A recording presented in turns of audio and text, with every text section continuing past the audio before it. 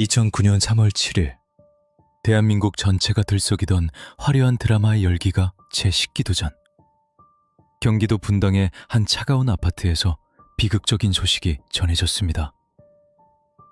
이제 막 대중에게 얼굴을 알리기 시작했던 신인 여배우.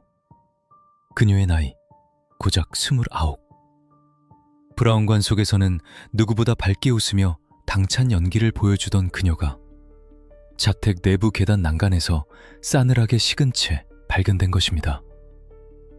단순한 우울증에 의한 비관적인 선택으로 묻힐 뻔했던 이 죽음 뒤에는, 그러나 세상 밖으로 나오지 말았어야 할, 아니 반드시 나와야만 했던 사장의 자필 문서가 남겨져 있었습니다.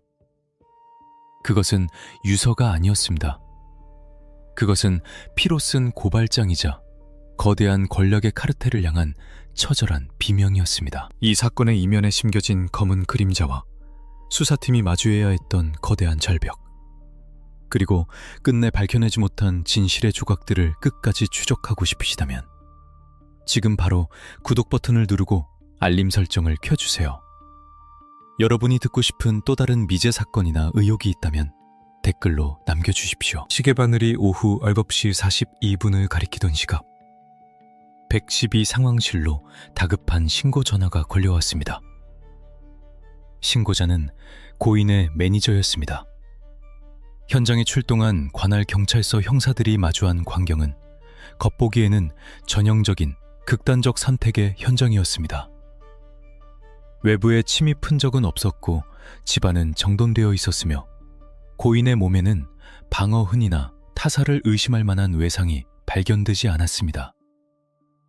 당시 경찰은 현장 감식과 유족의 진술을 토대로 고인이 평소 앓고 있던 우울증이 악화되어 우발적으로 스스로 생을 마감한 것으로 잠정 결론 내렸습니다.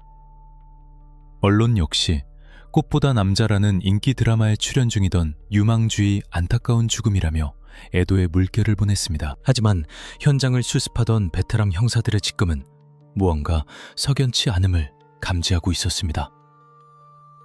보통 삶을 정리하려는 사람의 공간에서는 체념이나 정돈의 정서가 느껴지기 마련입니다. 그러나 그녀의 주변 정황은 달랐습니다. 그녀는 사망 불과 몇 시간 전까지도 지인들과 평범한 통화를 나누며 다음 스케줄에 대한 이야기를 나눴고 제주도 여행을 계획하고 있었습니다.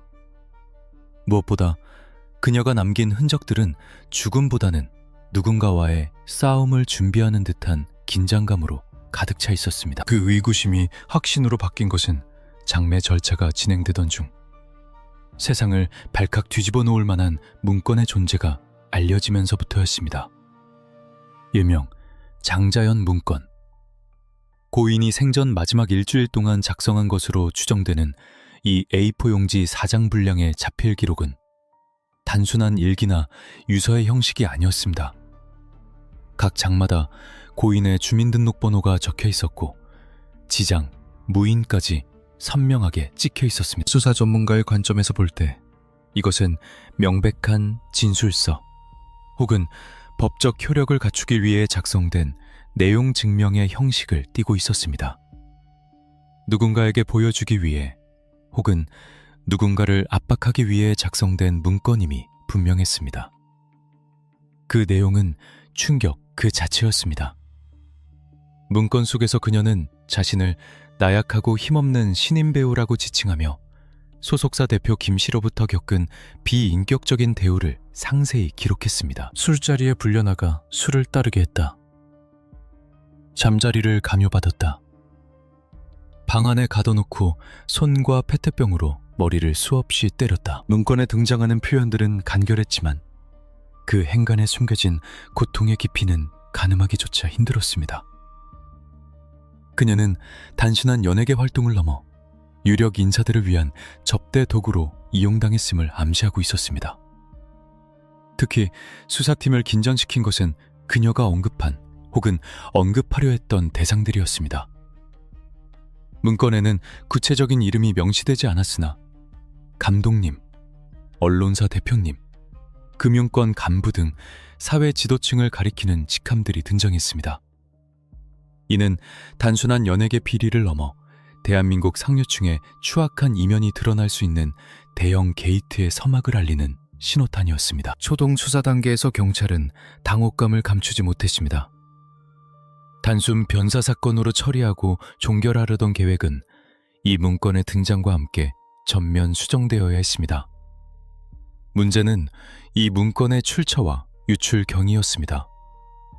고인의 매니저였던 유 씨는 장례식장에서부터 의미심장한 태도를 보였습니다. 그는 유족들에게 자연이가 억울하게 죽었다, 공공의 적을 처단해야 한다며 문건의 존재를 알렸고 일부 언론사 기자들에게 이를 흘리기도 했습니다. 장례식장은 슬픔보다는 알 수 없는 긴장감과 공포가 감돌았습니다. 조문을 온 동료 연예인들은 말을 아꼈고 검은 양복을 입은 정체불명의 남성들이 주변을 배회하며 분위기를 감시한다는 첩보도 입수되었습니다. 마치 누군가 이 사건이 조용히 덮이기를 혹은 특정 비밀이 새어나가지 않기를 필사적으로 막고 있는 듯한 형국이었습니다. 수사팀은 즉시 전담팀을 꾸려 본격적인 내사에 착수했습니다. 가장 먼저 확보해야 할 곳은 고인의 휴대전화와 통화기록, 그리고 해당 문건의 원본이었습니다. 디지털 포렌식 기술이 지금처럼 고도화되지 않았던 2009년이었지만 휴대전화는 고인의 마지막 행적과 연락 대상자를 파악할 수 있는 가장 확실한 스모킹건이었습니다. 분석 결과 사망 직전 며칠간 그녀의 통화 내역에서는 특이한 패턴이 발견되었습니다. 소속사 관계자들과의 격렬한 통화, 그리고 특정 시각에 집중된 부재중 전화들. 그러나 수사는 시작부터 보이지 않는 벽에 부딪혔습니다. 핵심 증거인 문건의 원본을 확보하는 과정에서 혼선이 빚어졌습니다. 유족들은 고인의 명예가 훼손되는 것을 원치 않아 문건을 소각하기를 원했고, 실제로 봉은사 앞마당에서 문건을 태우는 의식이 진행되었습니다. 하지만 매니저 유 씨가 과연 모든 원본을 소각했는지 아니면 사본을 남겨두었는지는 미지수였습니다. 이미 언론을 통해 문건의 일부 내용이 보도되면서 대중의 분노는 들불처럼 번져나갔습니다. 어느 시민 여배우가 죽음으로 고발한 사회의 민낯, 여론은 경찰에게 철저한 진상규명을 요구했습니다. 경찰청은 이례적으로 대규모 수사본부를 분당경찰서에 설치하고 광역수사대 요원들까지 투입했습니다. 표면적으로는 성역 없는 수사를 천명했습니다.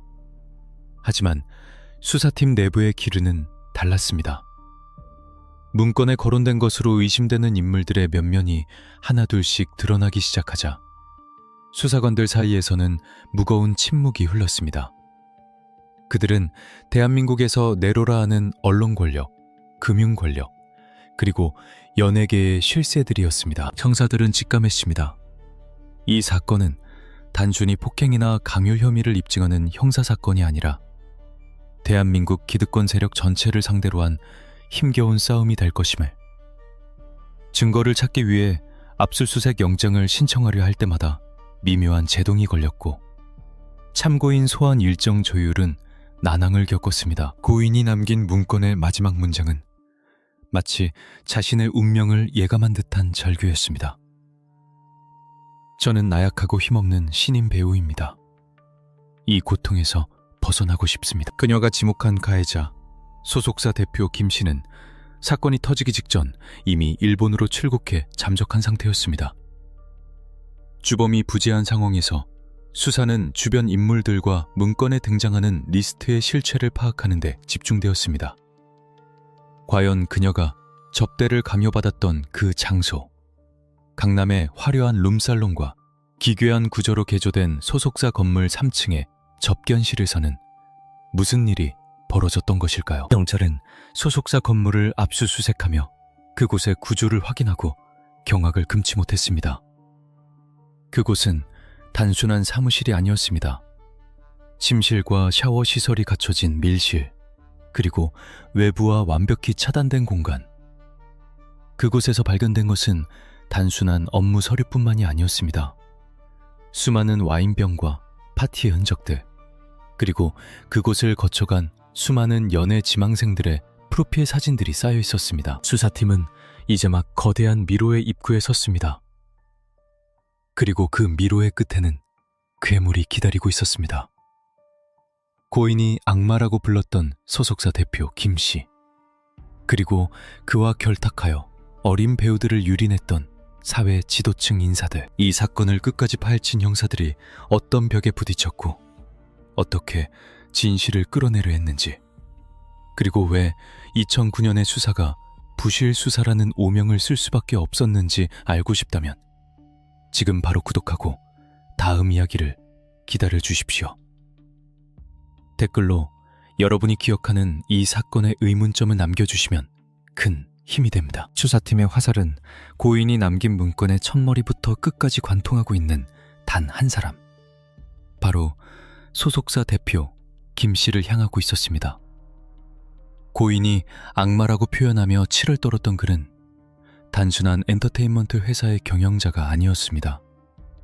그는 자신의 소속사에 들어온 신인 배우들에게 있어 절대적인 권력을 휘두르는 군주이자 그들의 생사여탈권을 쥔 포식자였습니다. 경찰이 김 대표의 신원을 조회하고 과거 행적을 추적하기 시작했을 때 드러난 기록들은 충격적이었습니다.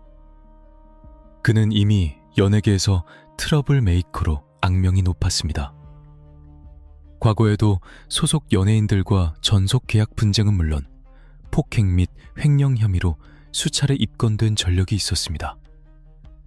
화려한 스포트라이트를 받는 스타들을 배출한다는 명분 아래 그는 끊임없이 누군가를 착취하고 억압해왔던 것입니다.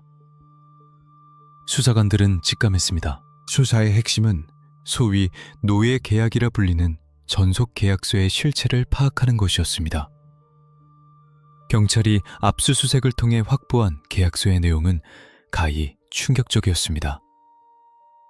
겉으로는 표준 계약서의 형식을 띠고 있었지만 그 안에 숨겨진 독소 조항들은 신인 배우를 철저히 올가매는 족쇄와 같았습니다. 가장 문제가 된 것은 위약금 조항이었습니다. 계약을 파기하거나 소속사의 지시를 이행하지 않을 경우 배우는 계약금의 수배에 달하는 현실적으로 감당 불가능한 금액을 배상해야 했습니다. 당시 갓 데뷔한 신인이었던 고인에게 수억 원에 달하는 위약금은 넘을 수 없는 거대한 벽이었습니다. 회사의 이익과 명예를 훼손해서는 안 된다는 모호한 조항은 김 대표가 그녀를 마음대로 휘두를 수 있는 전가의 포도가 되었습니다. 이 계약서를 무기로 김 대표는 고인의 일거수일투족을 통제했습니다. 매니저들이 작성한 스케줄표와 고인의 휴대전화 문자 내역을 분석하던 형사들은 분노를 금할 수 없었습니다. 그녀의 스케줄은 연기 연습이나 오디션, 촬영이 주가 아니었습니다. 오늘 저녁 알겁시 청담동 055 룸으로 와라. 골프 약속 잡혔다. 준비해라. 옷 예쁘게 입고 나와라. 중요한 분이 오신다. 김 대표의 호출은 시간과 장소를 가리지 않았습니다. 심지어 부모님의 제삿날에도 그녀는 술자리에 불려나가야 했습니다. 촬영이 있는 날에도 촬영이 끝나자마자 피로한 몸을 이끌고 불려간 곳은 고급 식당이나 술집이었습니다. 그곳에서 그녀의 역할은 배우가 아니라 김 대표의 비즈니스 파트너들을 즐겁게 해주는 접대부였습니다. 수사팀은 김 대표가 운영하던 서울 강남구 삼성동의 소속사 건물, 일명 장자은 리스트의 무대가 된 그곳을 집중적으로 파헤쳤습니다. 3층짜리 이 건물은 구조부터가 기이했습니다. 1층은 와인바, 2층은 사무실, 그리고 문제의 3층. 3층은 외부인의 출입이 철저히 통제된 김 대표만의 공간이었습니다. 압수수색 당시 경찰이 진입한 3층의 내부는 사무 공간이라기보다는 호화로운 펜트하우스에 가까웠습니다. 침실과 샤워 시설이 완비된 욕실, 그리고 널찍한 거실에는 고급 양주들이 즐비했습니다. 고인의 동료들과 전 매니저들의 진술에 따르면 김 대표는 이곳에서 수시로 파티를 열었습니다. 말이 좋아 파티지. 그것은 힘없는 신인 배우들을 유력 인사들에게 상납하는 은밀한 거래의 장이었습니다. 김 대표는 술자리에서 고인에게 춤을 추게 하거나 술을 따르게 했고 심지어는 테이블 위에 올라가도록 강요했다는 진술도 확보되었습니다. 만약 그녀가 거부하거나 태도가 마음에 들지 않으면 손과 발, 그리고 페트병으로 무자비한 폭행이 이어졌습니다. 배우를 하려면 이런 것도 할 줄 알아야 해. 높은 분들 눈에 들어야 네가 뜬다. 이것은 가스라이팅이었습니다. 꿈을 인질로 잡고 폭력으로 길들이며 위약금으로 도망칠 구멍을 막아버린 완벽한 감옥. 그녀는 그 3층 묘실에서 수없이 많은 밤을 공포와 수치심 속에 떨어야 했을 것입니다. 그러나 수사는 결정적인 난관에 봉착했습니다. 이 모든 악행의 설계자이자 실행자인 김 대표가 대한민국에 없었기 때문입니다. 그는 사건이 불거지기 직전인 2008년 12월 이미 일본으로 출국해 도피 생활을 하고 있었습니다. 마치 자신에게 닥쳐올 폭풍을 예감이라도 한 듯 그는 일본에 체류하며 한국의 상황을 예의주시하고 있었습니다. 수사팀은 즉시 체포영장을 발부받고 인터폴에 적색 수배를 요청했습니다. 또한 여권 무효화 조치를 취하며 김 대표를 압박했습니다. 하지만 일본이라는 타국에서 그것도 작정하고 숨어버린 용의자를 찾아내 송환하는 것은 쉬운 일이 아니었습니다. 수사팀에게 김 대표의 부재는 치명적이었습니다. 핵심 피의자가 없는 상황에서 수사는 겉돌 수밖에 없었습니다. 피해자는 말이 없고 가해자는 도망쳤습니다. 남은 것은 김 대표가 남기고 간 법인카드 사용 내역과 통화기록, 그리고 주변인들의 진술뿐이었습니다. 경찰은 김 대표의 법인카드 사용처를 추적하여 그가 접대한 것으로 의심되는 장소와 날짜를 특정해 나갔습니다. 강남 일대의 고급 룸살롱, 골프장, 해외 골프 여행 기록들이 쏟아져 나왔습니다. 이 기록들은 고인이 문건에 남긴 내용들이 결코 허구가 아님을 증명하고 있었습니다. 수사팀은 이 퍼즐 조각들을 맞춰가며 김 대표가 관리했던 인맥, 즉 고인을 괴롭혔던 그분들의 실체에 접근하기 시작했습니다. 김 대표는 신인 배우들을 미끼로 권력층과 유대관계를 맺고 투자를 유치하거나 자신의 사업상 편의를 봐달라는 청탁을 해온 정황이 포착되었습니다. 하지만 경찰 내부에서는 초조함이 감돌았습니다. 김 대표를 잡아와 입을 열게 하지 않는 이상 문건에 거론된 유력 인사들을 소환하여 혐의를 입증하는 것은 맨땅에 헤딩이나 다름없었기 때문입니다. 언론과 여론은 왜 김 대표를 빨리 잡아오지 못하느냐, 경찰이 일부러 늑장을 부리는 것 아니냐며 비판의 수위를 높였습니다. 경찰은 딜레마에 빠졌습니다. 김 대표가 송환될 때까지 수사를 멈출 것인가, 아니면 불확실한 증거들만이라도 모아 리스트 속 인물들을 건드려 볼 것인가. 전자를 택하기엔 국민적 분노가 너무 컸고 후자를 택하기엔 상대해야 할 적들이 너무 거대했습니다. 결국 경찰은 정면 돌파를 선택했습니다. 김 대표가 없더라도 확보된 증거를 토대로 문건 속 인물들에 대한 소환 조사를 검토하기 시작한 것입니다. 그리고 이 결정은 대한민국 수사 역사상 가장 거대하고 가장 치졸하며 가장 어두운 외압과의 전쟁을 알리는 신호탄이 되었습니다. 김 대표가 일본의 은신처에서 숨죽이고 있는 동안 한국에서는 또 다른 인물이 용의선상에 떠올랐습니다. 바로 고인의 문건을 세상에 알린 전 매니저 유 씨였습니다. 그는 과연 정의의 사도였을까요? 아니면 또 다른 기획자였을까요? 불에 타다 남은 문건의 조각들, 그리고 유족들이 그토록 감추고 싶어 했던 진실이 왜 세상 밖으로 나오게 되었는지, 그 미스터리한 내부자들의 게임이 이제 시작됩니다. 사건의 판도가 뒤집혔습니다. 피해자를 죽음으로 내몬 것이 소속사 대표 김 씨라는 사실에는 이견이 없었지만 수사팀의 시선은 또 다른 인물에게 고정되었습니다. 바로 고인이 남긴 문건을 세상에 알린 장본인, 전 매니저 유 씨였습니다.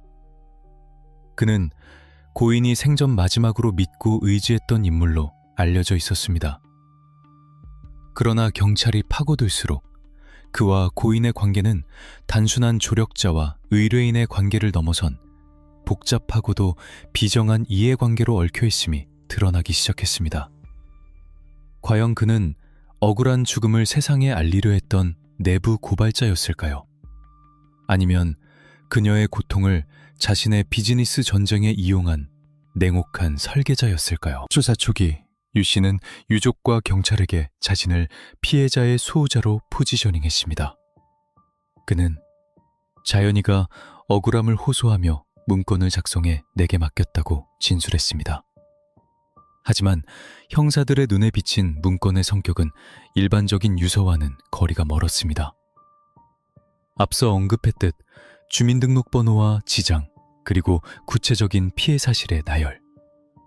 이것은 누군가에게 법적으로 보여주기 위한 내용 증명 혹은 진술서의 형태를 완벽히 갖추고 있었습니다. 경찰은 유 씨와 소속사 대표 김 씨의 악연에 주목했습니다. 유 씨는 원래 김 씨의 밑에서 일하던 로드 매니저였습니다.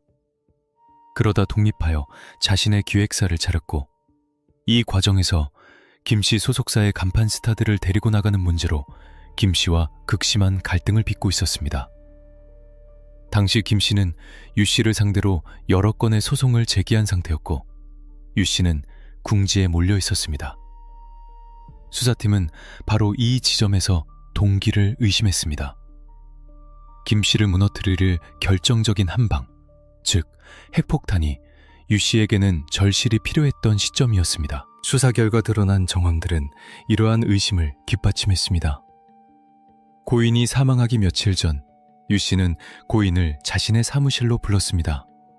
그리고 그곳에서 문건 작성이 이루어졌습니다. CCTV 분석과 주변 진술을 종합해 볼 때 고인은 유 씨의 조언 혹은 회유에 따라 문건을 작성했을 가능성이 매우 높았습니다. 이걸 써야 김 대표의 소나교에서 벗어날 수 있어. 법적으로 싸우려면 증거가 필요해. 절박했던 고인에게 유 씨의 제안은 동화출처럼 느껴졌을 것입니다. 그녀는 김 대표와의 노예 계약을 끊어내고 싶었고 위약금 문제 없이 소속사를 옮기고 싶었습니다. 유 씨는 그런 그녀의 심리를 파고들었습니다. 그러나 형사들이 보기에 이 문건은 고인을 위한 방패가 아니라 유 씨가 김 씨를 공격하기 위해 준비한 날카로운 창이었습니다. 가장 미스터리한 대목은 바로 문건의 폐기 과정이었습니다. 고인의 장례가 치러지던 날 유족들은 문건의 존재를 뒤늦게 알게 되었습니다. 유족들은 고인의 치부가 세상에 드러나는 것을 원치 않았습니다. 그들은 유 씨에게 문건을 태워달라고 간곡히 부탁했습니다. 유 씨는 이에 동의했고 서울 봉은사 경내에서 유족들이 지켜보는 가운데 문건을 소각하는 의식을 치렀습니다. 타오르는 불길 속에서 고인의 피 맺힌 절규가 담긴 종이들이 채로 변해가는 것을 보며 유족들은 모든 것이 끝났다고 생각했습니다. 비밀은 지켜졌고 고인은 편안히 잠들 수 있으리라 믿었습니다. 하지만 그것은 순진한 착각이었습니다. 문건이 소각된 지 불과 하루 만에 KBS 뉴스를 통해 문건의 내용이 전격 보도되었습니다. 화면에 비친 문건은 불에 타담한 듯 검게 그을린 자국이 선명했지만 내용은 식별이 가능했습니다. 보도에 따르면 기자가 유 씨의 사무실 앞 쓰레기 봉투에서 우연히 발견했다는 것이었습니다. 수사팀은 이 지점에서 강한 의문을 품었습니다. 정말 우연이었을까요? 유족들 앞에서는 원본을 태우는 척하며 쇼를 하고 실제로는 사본을 남겨두었거나 태우기 전 미리 일부를 유출했던 것은 아닐까요? 혹은 타다 남은 조각들이 발견되기 쉽게 누군가 의도적으로 배치한 것은 아닐까요? 경찰은 유 씨를 집중 추궁했습니다. 압수수색을 통해 유 씨의 컴퓨터와 통화 내역을 분석한 결과 그가 언론사 기자들과 사망 전후로 빈번하게 접촉한 사실이 확인되었습니다. 또한 그가 지인들에게 김 대표를 보낼 확실한 카드를 쥐고 있다는 식의 발언을 했다는 진술도 확보되었습니다. 수사팀이 그려낸 시나리오는 비극적이었습니다. 고인 장재은 씨는 두 마리의 늑대 사이에 갇힌 양이었습니다. 한쪽에는 자신을 성적 도구로 유린하고 폭행하는 포식자 김 대표가 있었고, 다른 한쪽에는 자신을 구해줄 것처럼 손을 내밀었지만 실제로는 자신을 무기로 삼아 적을 공격하려는 기회주의자 유 씨가 있었습니다. 고인은 사망 직전 자신이 작성한 문건이 유 씨에 의해 김 대표를 협박하는 도구로 쓰이고 있다는 사실을 알게 되었을 가능성이 큽니다. 김 대표에게 그 사실이 들어갔을 때 닥쳐올 보복에 대한 공포, 그리고 믿었던 유 씨마저 자신을 이용했다는 배신감, 그 누구도 자신의 편이 아니라는 고립무원의 절망감이 그녀를 벼랑 끝으로 밀어붙였을 것입니다. 유 씨는 경찰 조사에서 혐의를 강력히 부인했습니다. 나는 오직 자연이를 덮고 싶었을 뿐이다. 문건 유출은 나도 모르는 일이다. 그는 끝까지 억울함을 호소했습니다. 하지만 수사팀은 그를 사자 명예훼손 혐의로 입건했습니다. 고인의 명예를 지켜주기는커녕 자신의 이익을 위해 고인의 가장 아픈 상처를 세상에 까발린 책임을 물은 것입니다. 그러나 여기서 중요한 맹점이 발생합니다. 수사팀과 언론의 관심이 유 씨의 이중 플레이와 진실 공방으로 쏠리면서 정작 수사의 본류여야 할 리스트 속 권력자들에 대한 추궁이 흐려지기 시작한 것입니다. 누가 문건을 유출했는가? 라는 질문이, 문건 속에 적힌 범죄 사실은 무엇인가? 라는 질문을 덮어버리는 아이러니한 상황. 어쩌면 이것은 리스트에 거론된 그분들이 가장 원하던 그림이었을지도 모릅니다.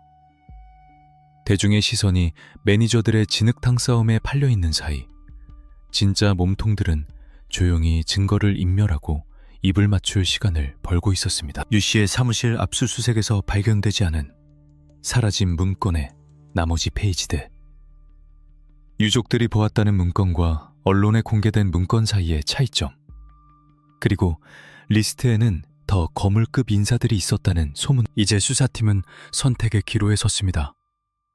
진흙탕 싸움이 되어버린 매니저들의 공방전을 넘어 진짜 권력의 심장부를 겨눌 수 있을 것인가? 아니면 이대로 변죽만 울리다 끝날 것인가? 다음 편, 드디어 그 금단의 문이 열립니다. 경찰이 확보한 리스트, 그리고 소환되기 시작한 대한민국 상류층의 민낯.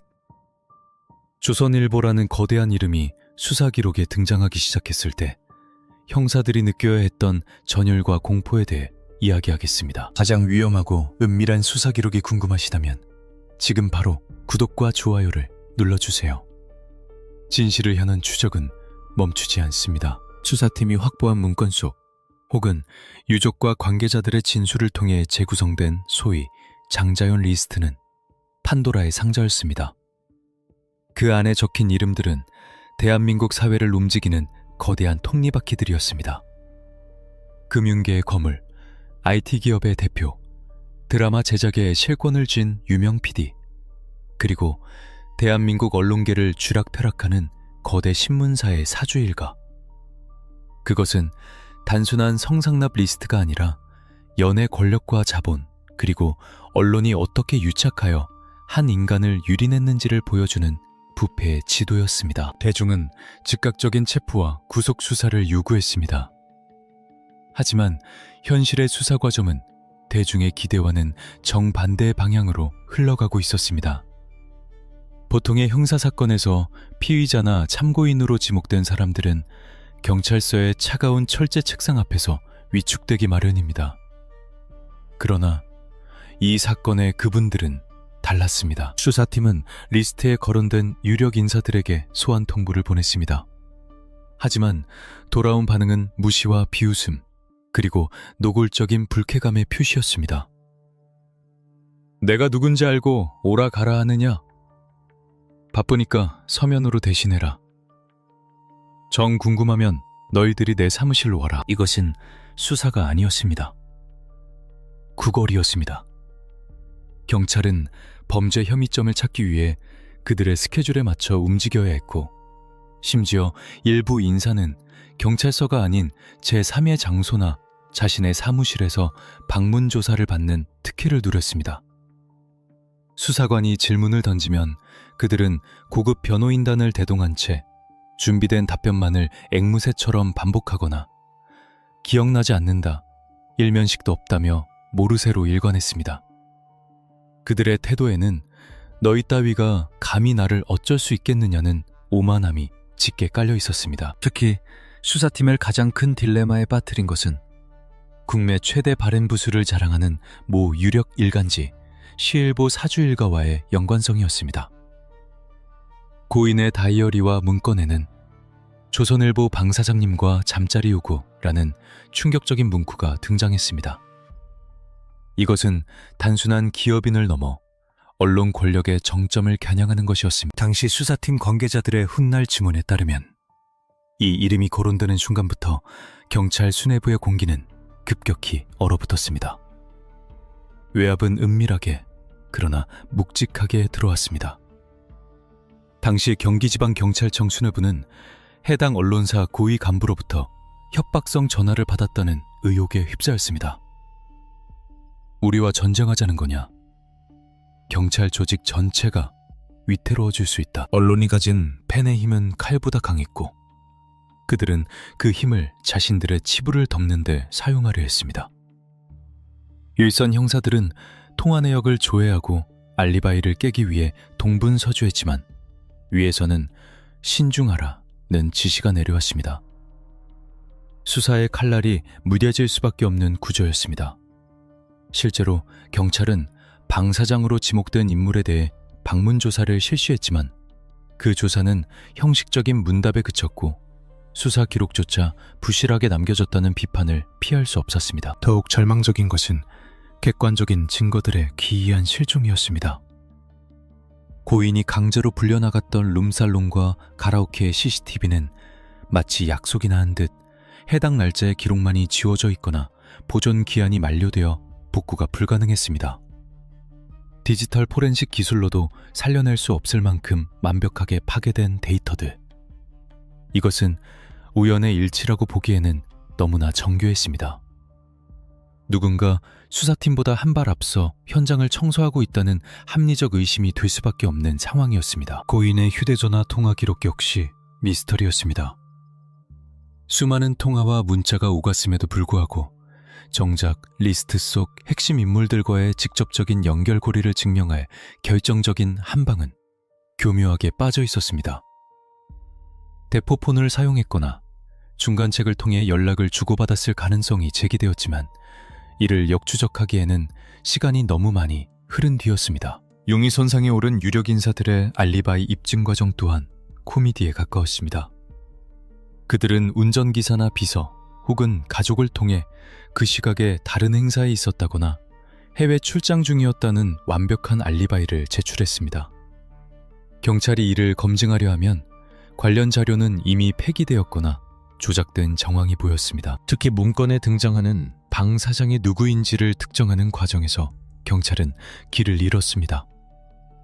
당시 시일보의 사장이었던 방상훈 사장인지 아니면 계열사 대표인 동생 방용훈 사장인지 혹은 그들의 아들 세대인지 이름은 있지만 실체는 없는 유령을 쫓는 듯한 수사가 이어졌습니다. 고인이 방 사장님이라고 불렀던 그 인물이 과연 누구인지 경찰은 끝내 명확히 밝혀내지 못했습니다. 혹은 밝히지 않았습니다. 수사팀 내부에서도 자조 섞인 목소리가 터져나왔습니다. 이건 계란으로 바위치기다. 위에서 덮으라고 하는데 우리가 뭘 더 할 수 있나? 열정적으로 수사에 임했던 말단 형사들의 의욕은 꺾였습니다. 보고서를 올리면 핵심 내용은 삭제되거나 수정되었고 중요한 제보는 묵살되었습니다. 대한민국 경찰 15만 조직이 거대한 보이지 않는 손에 의해 무력화되고 있었습니다. 피해자는 목숨을 던져 세상에 진실을 고발했지만 살아있는 권력들은 그 진실을 짓밟고 비웃으며 유유히 법망을 빠져나가고 있었습니다. 결국 2009년의 1차 수사는 증거 불충분이라는 허울 좋은 명분 아래 리스트 속 거물들에게 면죄부를 주는 방향으로 흘러가기 시작했습니다. 경찰은 술자리에 동석한 것은 맞지만 강요나 성접대가 있었다는 증거가 없다는 논리를 댔습니다. 술은 마셨지만 음주운전은 하지 않았다는 식의 궤변이 수사 결과로 둔갑하려 하고 있었습니다. 대중의 분노가 극에 달할 무렵 모든 시선은 다시 한 사람에게 쏠렸습니다. 바로 일본에 도피 중인 소속사 대표 김씨. 그가 잡혀오면, 그가 입을 열면 이 견고한 카르텔에 균열을 낼 수 있지 않을까 하는 마지막 희망이었습니다. 그는 리스트 속 인물들과 고인을 연결한 포주이자 모든 현장의 목격자였으니까. 마침내 일본 경찰과의 공조 끝에 김 대표의 은신처가 발각되었습니다. 수사팀은 그를 한국으로 송환하기 위한 작전에 돌입했습니다. 과연 김 대표의 귀국은 판도라의 상자를 여는 열쇠가 될 수 있었을까요? 아니면 그 또한 꼬리 자르기의 희생양이 되어 입을 다물게 되었을까요? 다음 편, 뜨거운 취재 열기 속에 진행된 김 대표의 압송 작전과 법의 심판대 앞에서 벌어진 충격적인 반전, 허무하게 종결된 2009년 수사의 비참한 결말을 낱낱이 파헤쳐드리겠습니다. 2009년 6월 24일 인천국제공항 입국장은 수백 명의 취재진과 카메라 플래시로 아주라장이 되었습니다. 일본으로 도피했던 소속사 대표 김 씨가 도피 생활 4개월 만에 강제 송환되어 한국 땅을 밟는 순간이었습니다. 모자와 마스크로 얼굴을 가리고 양손에 수갑이 채워진 채 형사들에게 이끌려 나오는 그의 모습은 모든 뉴스 채널을 통해 생중계되었습니다. 대중은 숨을 죽이고 이 장면을 지켜봤습니다. 그가 입을 열면 그동안 베일에 쌓여있던 성역의 문이 열리고 리스트 속 거물들이 줄줄이 심판대 위에 오를 것이라는 기대감 때문이었습니다. 경찰은 김 씨를 즉시 분당경찰서로 압송하여 강도 높은 조사를 시작했습니다. 수사의 핵심은 명확했습니다.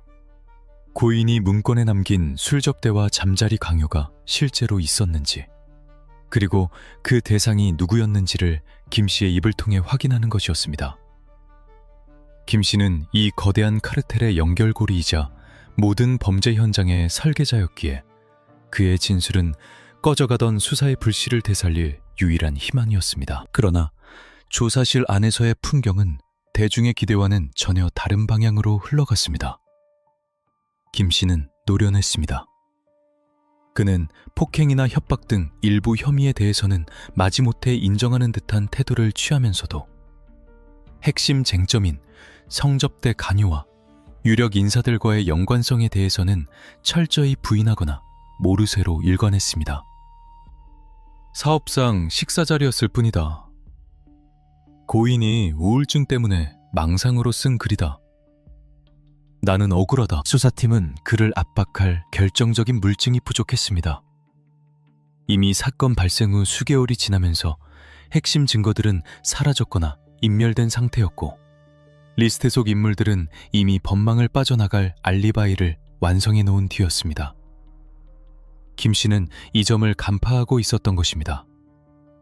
그는 자신이 성접대를 인정하는 순간 자신뿐만 아니라 자신의 뒤를 봐주던 권력자들까지 모두 무너진다는 것을, 그리고 역으로 그들을 지켜주면 자신은 가벼운 처벌만 받고 끝날 수 있다는 거래의 법칙을 너무나 잘 알고 있었습니다. 결국 수사는 김 씨의 입에만 의존하다가 벽에 부딪혔습니다. 김 씨가 입을 다물자 경찰은 더 이상 위로 치고 올라갈 동력을 상실했습니다. 리스트에 거론된 언론사 사주, 금융계 인사, 드라마 PD 등에 대한 수사는 김 씨의 부인 진술을 근거로 하나둘씩 혐의 없음으로 종결되기 시작했습니다. 2009년 7월 10일, 사건 발생 4개월 만에 경찰은 최종 수사 결과를 발표했습니다. 그 결과는 참담함을 넘어 대국민 사기극에 가까웠습니다. 경찰은 총 20명의 수사 대상자 중 7명만을 기소 의견으로 검찰에 송치했습니다. 하지만 그 내용을 들여다보면 기가 막힐 노릇이었습니다. 핵심 피의자인 소속사 대표 김 씨에게 적용된 혐의는 폭행과 협박, 그리고 횡령령이었습니다. 고인을 죽음으로 내몬 가장 큰 원인이었던 강요에 의한 성접대 혐의는 증거 불충분으로 제외되었습니다. 술자리에 동석한 사실은 확인되나 강요가 있었는지는 입증할 수 없다는 것이 경찰의 논리였습니다. 문건을 유출한 혐의를 받은 전 매니저 유 씨에게는 명예훼손 혐의가 적용되었습니다. 고인의 억울함을 알리겠다던 그는 결과적으로 피의자가 되어 법정에 서게 되었습니다. 그렇다면 리스트 속 그분들은 어떻게 되었을까요? 놀랍게도 혹은 예상대로 유력 인사들은 전원 무혐의 처분을 받았습니다. 경찰과 검찰은 고인이 사망하여 진술을 들을 수 없고 문건에 적힌 이름만으로는 혐의를 특정할 수 없다며 사건을 덮어버렸습니다. 술접대를 받았다는 의혹이 짙은 금융계 인사나 감독들조차 대가성이 없었다거나 단순한 식사 자리였다는 이유로 면죄부를 받았습니다. 특히 수사 과정 내내 외압 의혹의 중심에 있었던 유력 언론사 사주 일가에 대해서는 사실상 수사가 제대로 이루어지지 않았음이 결과로 증명되었습니다. 법원의 판결 역시 이 허무한 결말에 마침표를 찍었습니다. 2010년과 2011년에 걸친 재판 끝에 소속사 대표 김 씨는 징역 1년에 집행유예 2년, 사회봉사 160시간이라는 솜방망이 처벌을 받았습니다. 실형을 살지 않고 풀려난 것입니다. 매니저 유 씨 역시 징역 1년에 집행유예 2년을 선고받았습니다. 한 사람의 인생을 짓밟고 죽음으로 내몬 대가치고는 너무나 가벼운 형량이었습니다. 대한민국 사법 시스템은 가해자에게는 한없이 관대했고 피해자에게는 철저히 무심했습니다. 이 수사 결과가 발표되자 여론은 들끓었습니다. 유전무죄, 무전유죄. 돈 있으면 죄가 없고 돈 없으면 죄가 있다 라는 말이 다시금 회자되었고 시민단체들은 검찰청사 앞에서 촛불을 들고 항의 시위를 벌였습니다. 이것은 수사가 아니라 은폐다. 장자연 리스트를 특검하라. 하지만 권력의 카르텔은 경고했습니다. 언론사들은 이 사건을 조용히 지면에서 지워나갔고 대중의 관심도 시간이 흐르면서 서서히 식어갔습니다. 그렇게 2009년 29 꽃다운 배우의 죽음은 연예계의 고질적인 우울증과 기획사의 횡포 정도로 축소 포장된 채 역사 속으로 묻히는 듯했습니다. 수사팀 관계자들은 씁쓸함을 감추지 못했습니다. 훗날 일부 형사들은 사석에서 우리는 수사를 한 것이 아니라 수사를 하는 척 연기를 했을 뿐이다 라고 자주 섞인 고백을 하기도 했습니다. 윗선의 지시로 핵심 질문이 빠진 조서를 꾸미고 눈앞에 보이는 증거를 외면해야 했던 그들에게도 이 사건은 평생의 부채감으로 남았습니다. 그렇게 사건은 종결되었습니다. 가해자는 웃으며 법원을 나섰고 피해자는 말이 없었으며 리스트 속 권력자들은 샴페인을 터뜨렸습니다. 정의는 죽었고 진실은 소각로의 재처럼 흩어졌습니다. 하지만 역사는 때로 예상치 못한 순간에 다시 소환되곤 합니다. 완벽하게 덮였다고 생각했던 그 사건이 정확히 9년 뒤 대한민국을 강타한 거대한 파도와 함께 다시 수면 위로 떠오르게 됩니다. 2009년에는 없었던 용기, 그리고 2009년과는 달라진 시민들의 목소리가 합쳐져 기적 같은 재수사의 문을 열게 된 것입니다. 묻혀버린 진실이 어떻게 다시 숨을 쉬게 되었는지, 그리고 10년 만에 등장한 목격자가 던진 충격적인 지문은 무엇이었는지. 다음 편에서는 2018년 다시 타오르기 시작한 추적의 불꽃에 대해 이야기하겠습니다. 2018년 초 한 현직 검사의 용기 있는 내부 폭로로 촉발된 한국판 미투 운동은 사회 각계각층으로 들불처럼 번져나갔습니다.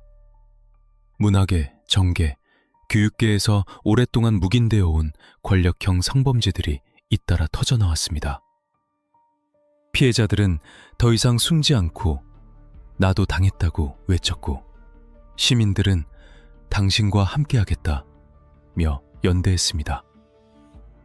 이 거대한 흐름 속에서 사람들의 뇌리를 스친 것은 단 하나의 질문이었습니다. 다면 9년 전 그 사건은 2009년 너무나도 외롭게 싸우다 세상을 떠난 그녀. 당시에는 힘의 논리에 밀려붙였지만 지금이라면 밝힐 수 있지 않을까? 라는 희망이 싹트기 시작했습니다. 이 열망은 곧장 청와대 국민청원 게시판으로 이어졌습니다. 고 장자연 씨의 한 맺힌 죽음의 진실을 밝혀주세요. 이 청원은 게시된 지 불과 며칠 만에 답변 기준인 20만 명을 가볍게 돌파했고 최종적으로 23만 명 이상의 동의를 얻어냈습니다. 이후 관련된 청원까지 합치면 무려 70만 명이 넘는 국민이 진상규명을 요구했습니다.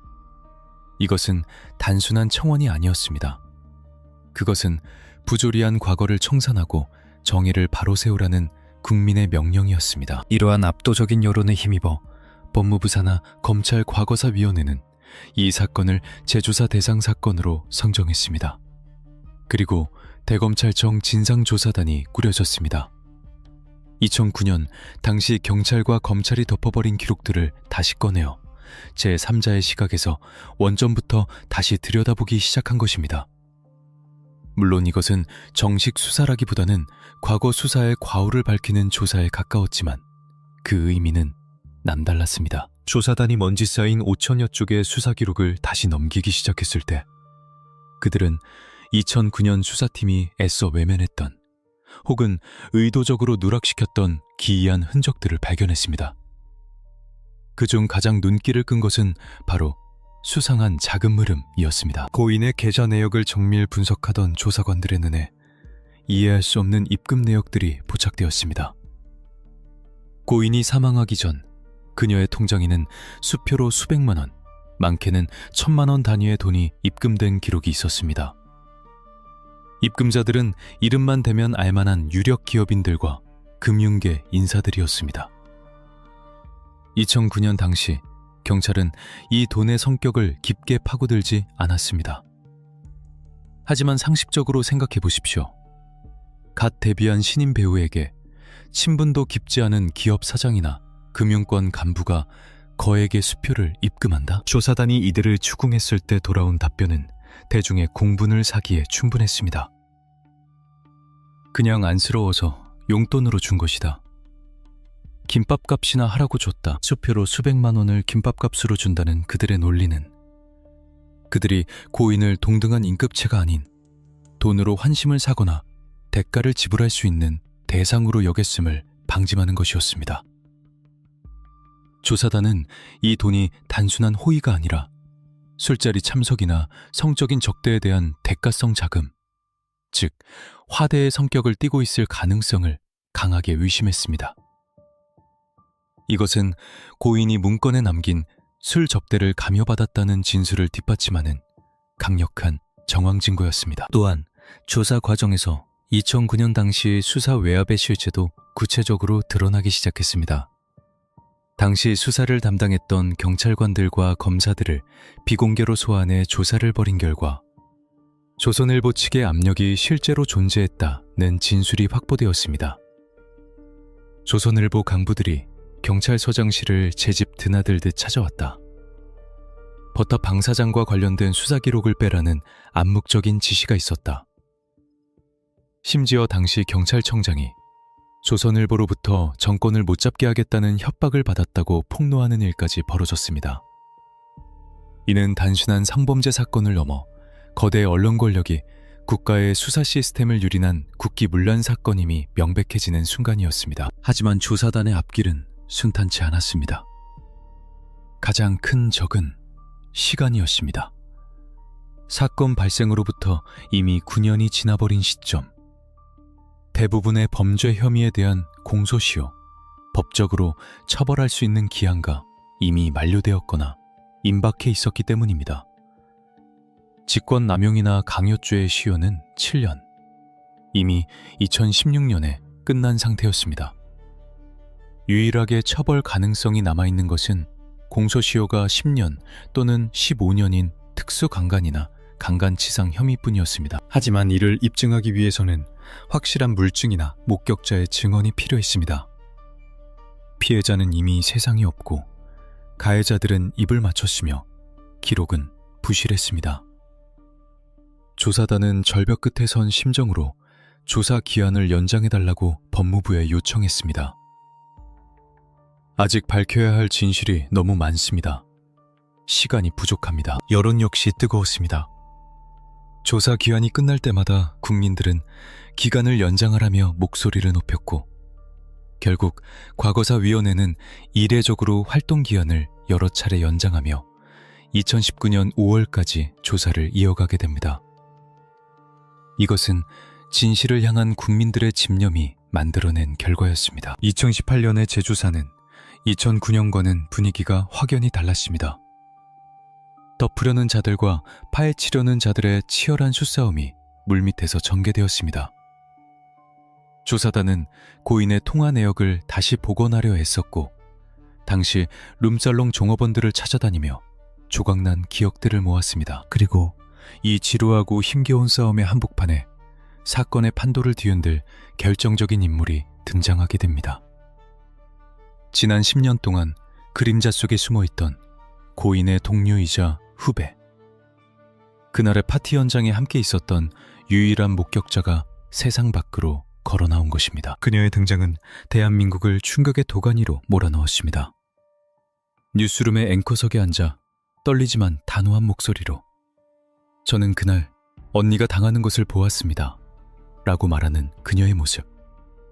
대중은 열광했고 그녀를 진실의 사도라 칭송했습니다. 그녀가 쓴 책은 베스트셀러가 되었고 그녀의 말 한마디 한마디는 곧바로 법이 드는 듯 했습니다. 하지만 과연 그녀가 본 것은 온전한 진실이었을까요? 수사관의 차가운 눈으로 바라본 그녀의 증언에는 설명되지 않는 빈틈들이 존재했습니다. 열광이 지나간 자리, 서서히 피어오르는 의심의 안개. 다음 편, 10년 만에 나타난 목격자 윤지호. 그녀의 증언이 가져온 파장과 그 이면에 숨겨진 논란, 그리고 조사단이 마주해야 했던 혼란에 대해 집중적으로 파헤쳐보겠습니다. 그녀는 과연 희망의 등불이었을까요? 아니면 또 다른 미궁의 입구였을까요? 윤지호 씨의 증언은 구체적이고 자극적이었습니다. 그녀는 자신이 과거 수사 과정에서 13번이나 참고인 조사를 받았지만 경찰과 검찰이 자신의 말을 믿어주지 않았다고 주장했습니다. 그녀의 책 제목처럼 13번째 증언은 철저히 묵살당했다는 것입니다. 그녀는 고인이 소속사 대표 김 씨의 생일 파티에서 강제로 춤을 추고 한 언론사 출신 인사에게 성추행을 당하는 장면을 목격했다고 진술했습니다. 또한 고인이 작성한 문건, 즉 장자연 리스트 원본을 직접 보았으며 그곳에는 유력 언론사 사주와 국회의원 등 거물급 인사들의 이름이 빼곡히 적혀 있었다고 주장했습니다. 대중은 분노와 함께 그녀에게 무한한 신뢰를 보냈습니다.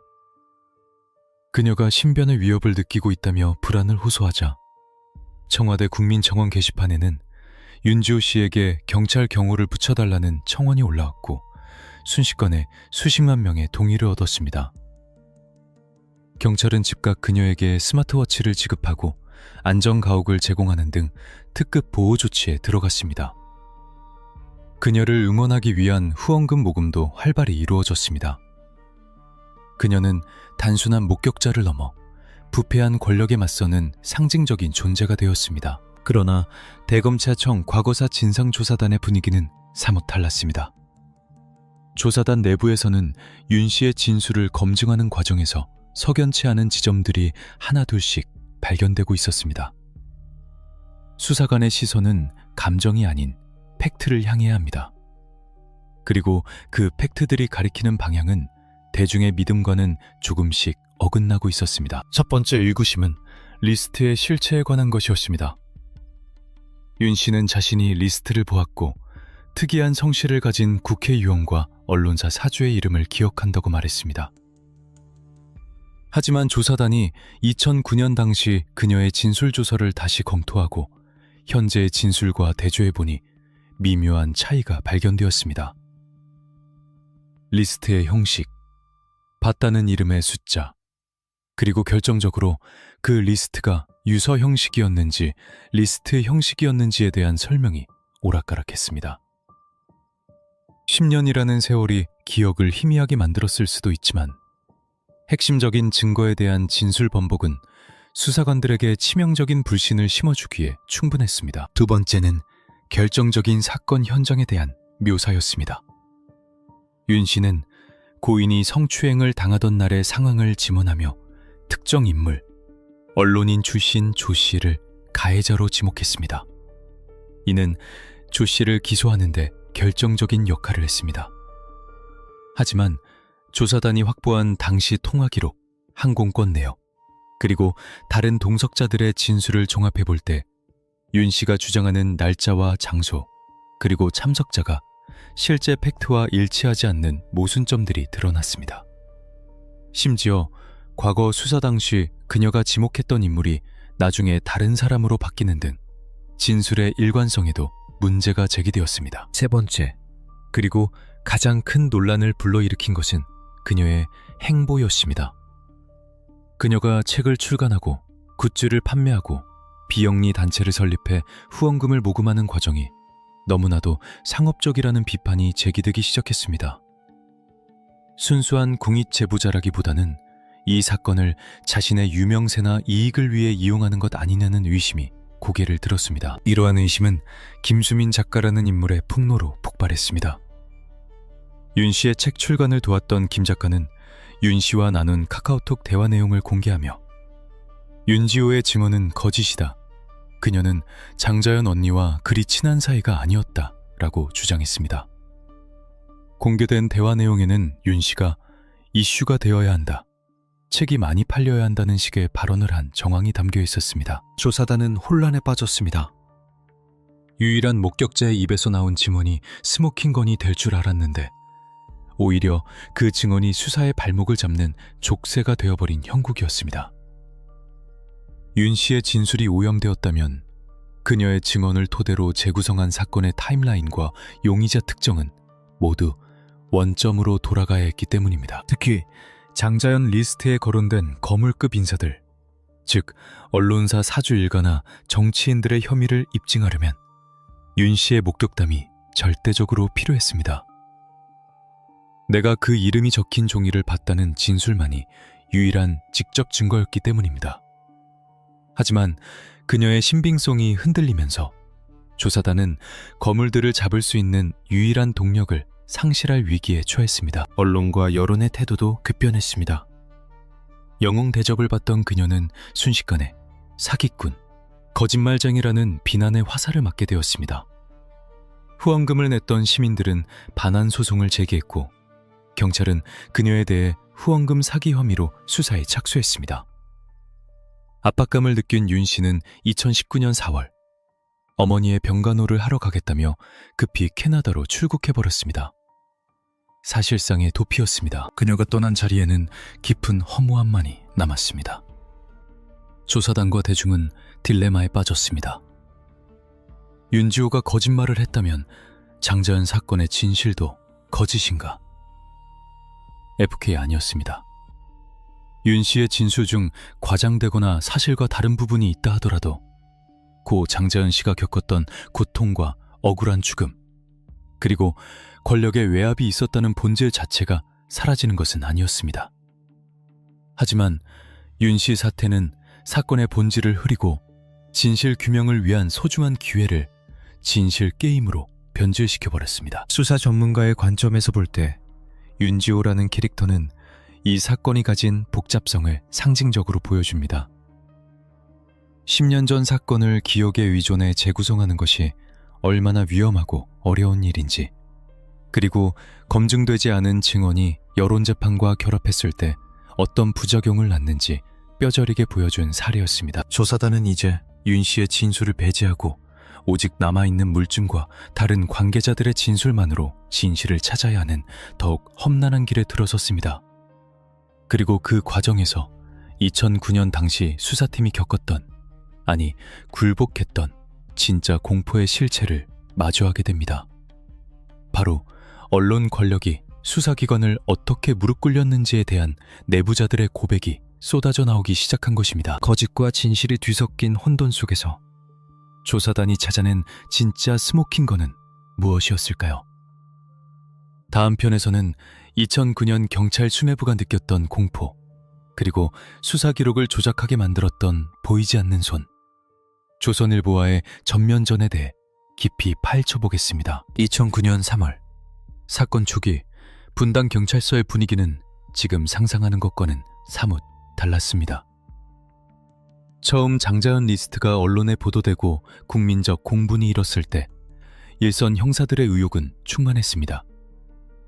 성역 없는 수사라는 슬로건 아래 그들은 고인의 억울함을 풀고 사회 지도층의 비리를 뿌리 뽑겠다는 사명감에 불타올랐습니다. 하지만 그 불꽃이 차갑게 식어버리는 데는 그리 오랜 시간이 걸리지 않았습니다. 수사의 칼끝이 고인의 문건에 등장하는 조선일보 방 사장이라는 이름을 향하는 순간 경찰서 내부의 공기는 급격히 얼어붙었습니다. 2018년 재조사 과정에서 참고인으로 소환된 당시 경찰 수사팀 관계자들의 진술은 충격적이었습니다. 그들은 하나같이 보이지 않는 거대한 압력이 있었다고 입을 모았습니다. 일반적인 형사사건에서 피의자가 경찰을 두려워하는 것이 상식입니다. 하지만 이 사건에서는 정반대였습니다. 경찰이 피의자, 아니 참고인으로 거론된 그들을 두려워했습니다. 가장 결정적인 증언은 당시 경기지방경찰청장이었던 조현오 전 청장의 입에서 나왔습니다. 그는 2018년 언론과 검찰 조사에서 2009년 당시 자신이 겪었던 믿기 힘든 협박을 폭로했습니다. 시일보의 고위 간부가 찾아와서 대놓고 협박했다. 조선일보는 정권을 창출할 수도 있고 퇴진시킬 수도 있다.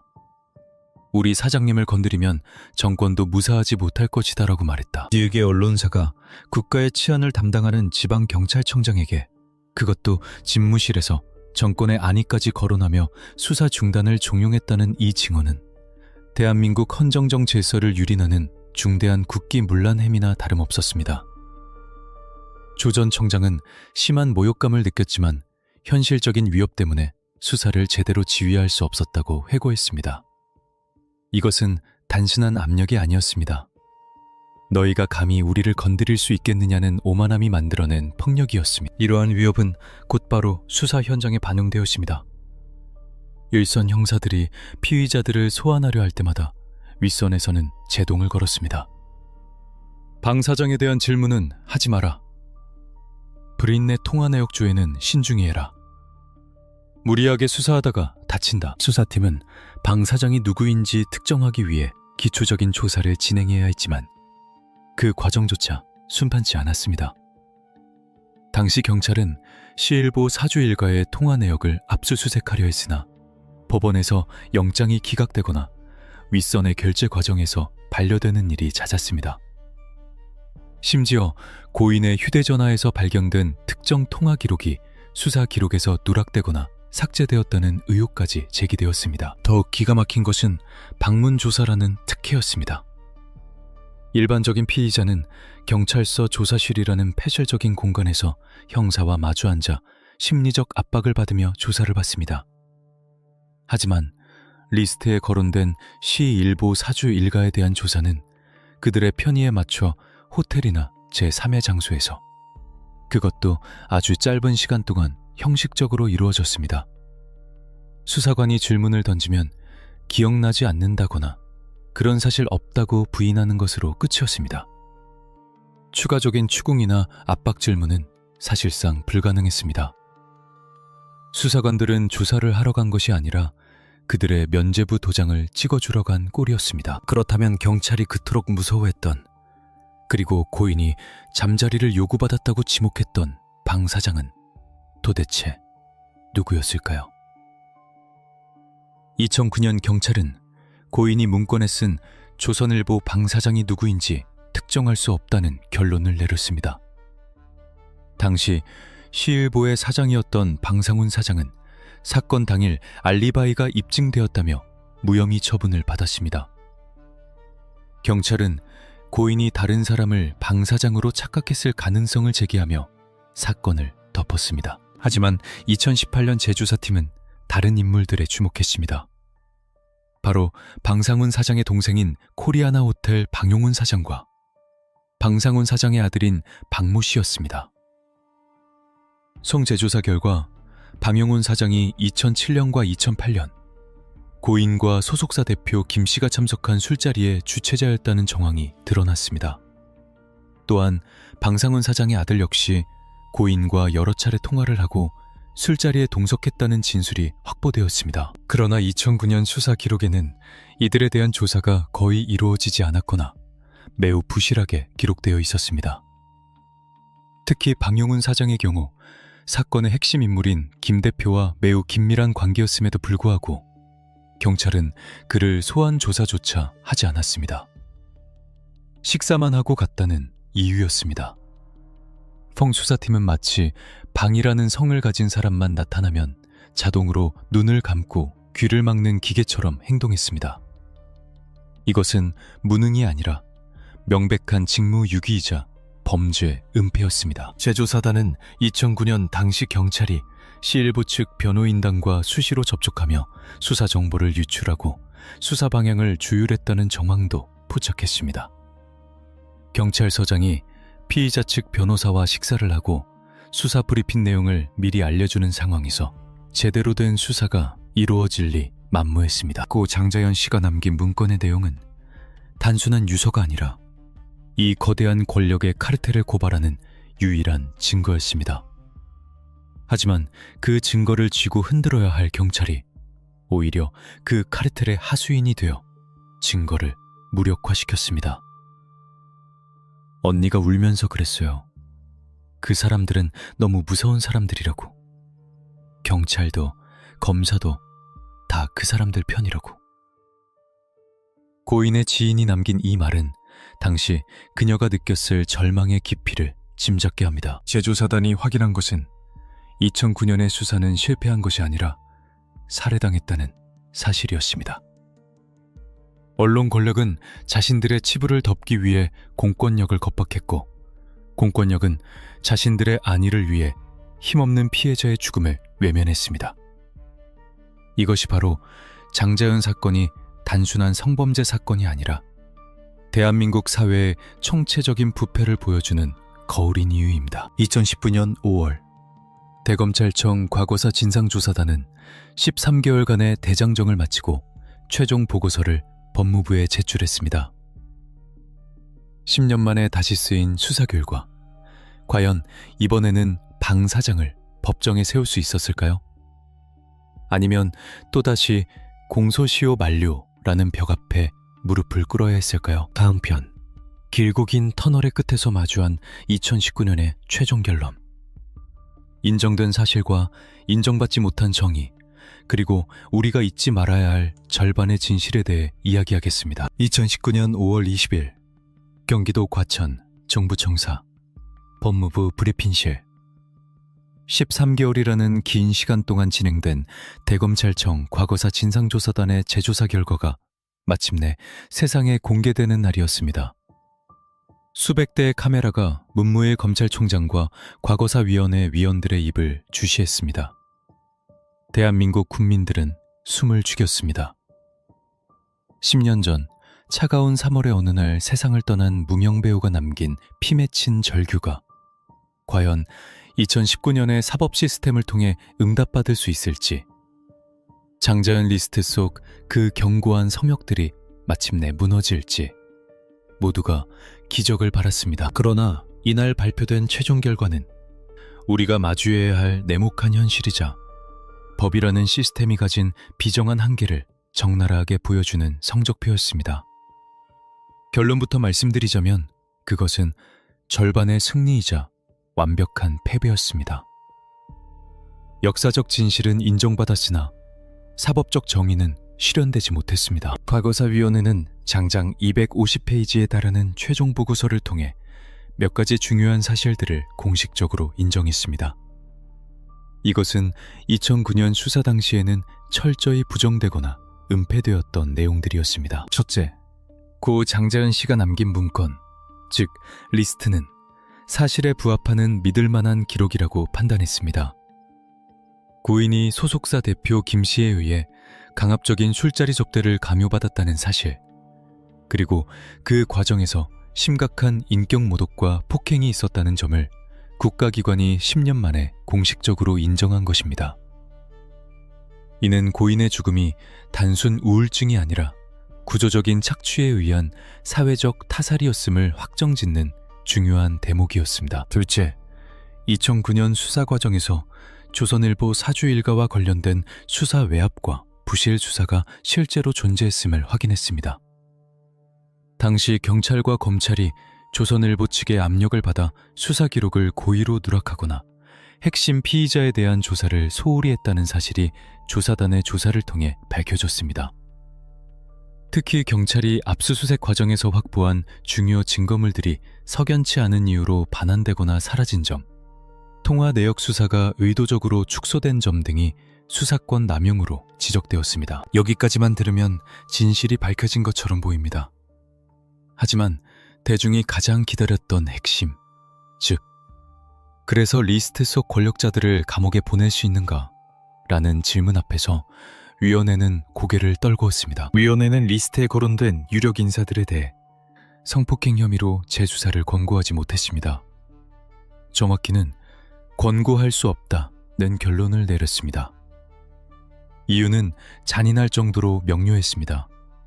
바로 증거 불충분과 공소시효의 벽 때문이었습니다. 재조사의 핵심 쟁점은 고인이 약물에 의해 성폭행을 당했는지 여부, 특수강간이었습니다. 일반적인 간효죄나 폭행죄의 공소시효 7년임이 2016년에 끝났기 때문에 가해자들을 처벌할 수 있는 유일한 방법은 공소시효가 10년 이상인 특수강간 혐의를 입증하는 것뿐이었습니다. 하지만 이를 입증할 물증이 전무했습니다. 10년 전에 CCTV는 지워졌고 약물 투여 여부를 확인할 생물학적 증거도 남아있지 않았습니다. 오직 피해자의 문건과 일부 목격자의 진술뿐이었는데 법적으로 문건에 적힌 잠자리 요구라는 문구만으로는 특정인이 구체적으로 언제, 어디서, 어떻게 성폭력을 행사했는지를 입증하는 형사적 증거로 쓰기에 부족하다는 것이 법조계의 판단이었습니다. 더욱 뼈아픈 것은 유일한 목격자로 기대를 모았던 윤지호 씨의 진술이 결정적인 증거로 채택되지 못했다는 점입니다. 위원회는 윤 씨가 주장한 술에 탄 약물을 보았다거나 특정 국회의원을 목격했다는 진술들이 다른 증거들과 불일치하거나 번복되는 등 신빙성이 부족하다고 판단했습니다. 결국 리스트가 존재했다는 사실은 인정되지만 리스트 속 인물들이 구체적으로 성폭행을 저질렀다는 사실을 입증할 증거는 없다는 일반 대중의 법감정으로는 도저히 받아들이기 힘든 결론이 내려졌습니다. 수사 외압을 행사한 조선일보 관계자들에 대한 처벌 역시 불가능했습니다. 직권남용이나 수사방해 혐의의 공소시효가 이미 지났기 때문입니다. 그들이 수사를 방해한 것은 맞지만 너무 늦게 밝혀져서 처벌할 수 없다. 이것이 대한민국 법의 현주소였습니다. 결국 검찰과거사위원회는 고 장자연 씨 사건에 대해 성범죄 관련 재수사 권고를 하지 않고 조사를 종결했습니다. 다만 고인의 전 소속사 대표 김 씨가 이종걸 의원 명예훼손 재판에서 위증을 한 혐의에 대해서만 수사를 권고했을 뿐입니다. 그 거창했던 재조사의 결검을 치고는 너무나 초라한 꼬리 자르기식 결말이었습니다. 발표 직후 여론은 들끓었습니다. 술 접대 강요는 있었는데 접대받은 사람은 처벌할 수 없다니 이게 무슨 법인가? 10년 전이나 지금이나 바뀐 게 없다. 유전무죄는 영원하다. 시민들은 허탈감과 분노를 감추지 못했습니다. 2009년에는 권력이 수사를 막았고 2019년에는 시간이 수사를 막았습니다. 가해자로 지목된 그분들은 이번에도 법의 심판대를 유유히 빠져나갔습니다. 그들은 여전히 대한민국 사회의 주류로서 부와 명예를 누리고 있으며 고인의 이름은 그들에게 잠시 스쳐 지나가는 성가신 스캔들 정도에 불과했을지도 모릅니다. 하지만 이 재조사가 완전히 무의미했던 것은 아닙니다. 비록 수갑을 채우지는 못했지만 적어도 국가 공식 기록에 그들의 치부가 영원히 남게 되었습니다. 2009년 수사가 엉터리였다는 점, 고인이 겪은 고통이 실제했다는 점이 역사에 기록됨으로써 고인은 우울증 환자라는 오명을 벗고 피해자로서의 명예를 조금이나마 회복할 수 있었습니다. 수사 전문가의 관점에서 볼 때 이 사건은 실체적 진실과 사법적 진실 사이의 괴리를 가장 극명하게 보여주는 사례입니다. 우리는 심증적으로 그리고 정황적으로 누가 가해자인지 알고 있습니다. 하지만 법정에서 유죄를 받아내기 위해 요구되는 엄격한 증거주의의 높은 벽, 그리고 공소시효라는 제도가 가진 기계적인 잔인함이 정의의 실현을 가로막았습니다. 이제 이 비극적인 사건의 수사는 공식적으로 그리고 영구적으로 종결되었습니다. 더 이상의 재수사는 없을 것입니다. 법의 문은 닫혔습니다. 하지만 법이 멈춘 곳에서 우리의 기억은 계속되어야 합니다. 화려한 다음 편, 이 긴 시리즈의 마지막 이야기. 사건이 남긴 유산과 아직도 끝나지 않은 질문들에 대해 이야기하며 장자연 리스트 파일을 덮으려 합니다. 마지막까지 고인의 넋을 기리는 마음으로 함께해 주십시오.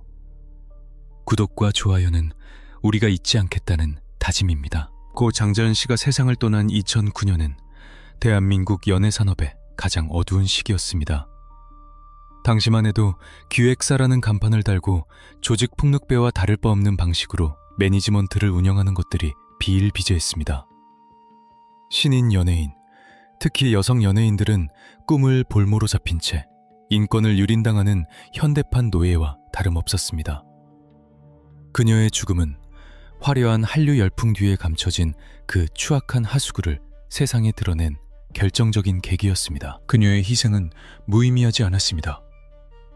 비록 가해자들을 감옥에 보내지는 못했지만 그녀가 남긴 피 묻은 기록들은 시스템을 조금씩 균열했습니다.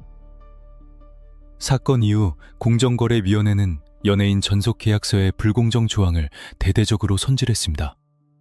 이른바 노예 계약의 핵심이었던 과도한 위약금 조항, 사생활 침해 조항, 그리고 소속사의 부당한 요구를 거부할 수 있는 권리가 명문화된 표준 전속계약서가 도입되었습니다.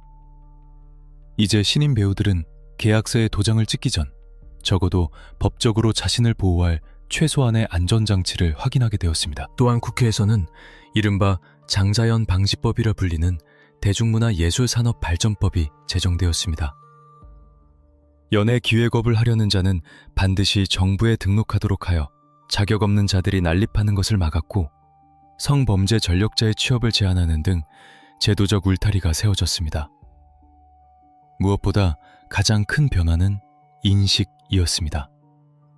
과거에는 연예인이 되려면 스폰서 하나쯤은 있어야지, 접대도 비즈니스다 라는 말이 공공연한 비밀처럼 통용되었지만, 이제 대중은 그런 행태를 명백한 범죄이자 갑질로 인식하고 분노합니다. 하지만 냉정하게 현실을 들여다보면 아직 갈 길은 멉니다.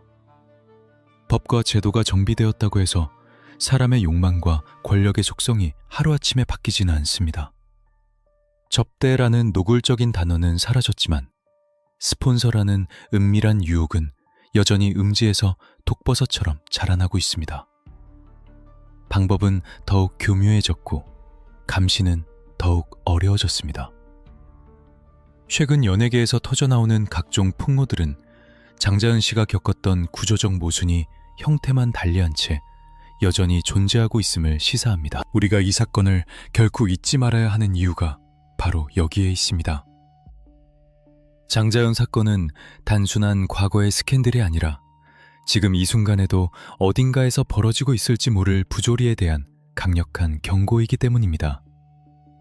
권력을 가진 자들이 자신의 지위를 이용해 약자를 착취하고 법망을 피해 나가는 모습을 우리는 목격했습니다.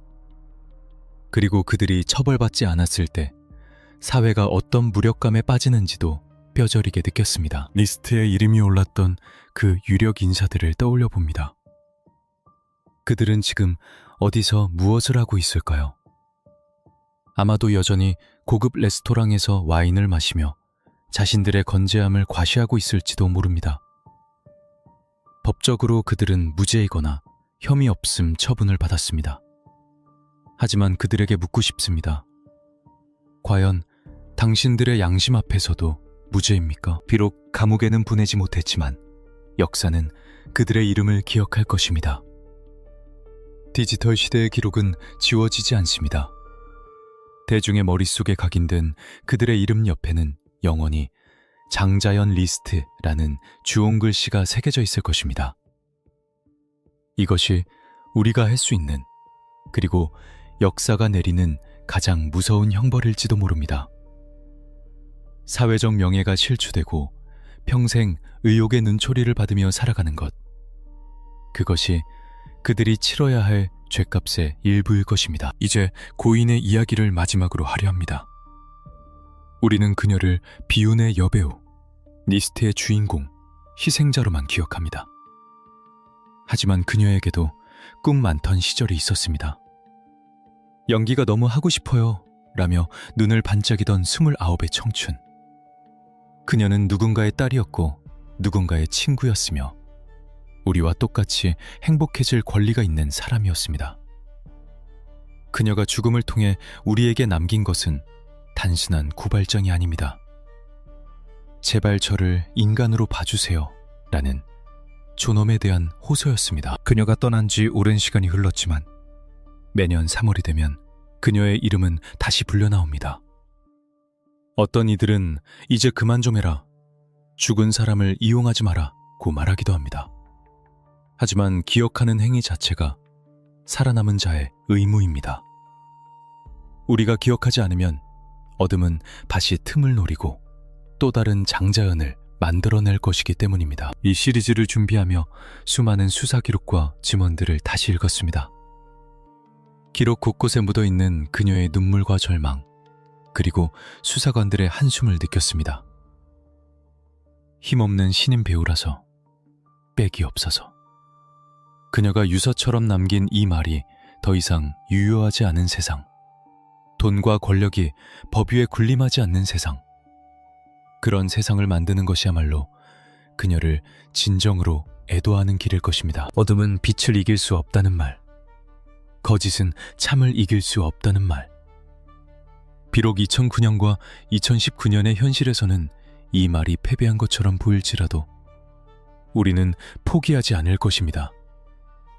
진실은 침몰하지 않으며 단지 조금 늦게 떠오를 뿐입니다. 장자연님, 부디 그곳에서는 강요도, 폭력도, 접대도 없는 세상에서 못다 핀 연기자의 꿈을 마음껏 펼치며 편안히 잠드시길 바랍니다. 당신의 이름은 영원히 잊히지 않을 것입니다. 지금까지 10편에 걸쳐 숨가쁘게 달려온 장자연 사건 수사 파일 시리즈를 마칩니다. 긴 이야기 동안 함께 분노하고 함께 슬퍼해 주신 구독자 여러분께 진심으로 감사드립니다. 세상에는 여전히 묻혀있는 미제 사건들과 권력에 의해 가려진 진실들이 너무나 많습니다. 저희 채널은 앞으로도 차가운 이성과 뜨거운 가슴으로 그 어둠을 향해 플래시를 비추겠습니다. 이 사건뿐만 아니라 여러분이 알고 싶은, 혹은 세상에 반드시 알려져야 할 또 다른 사건이 있다면 댓글로 남겨주십시오. 여러분의 제보와 관심이 수사의 시작입니다. 진실을 향한 추적은 계속됩니다. 구독과 좋아요, 그리고 알림 설정으로 그 여정의 끝까지 동행해 주십시오. 감사합니다.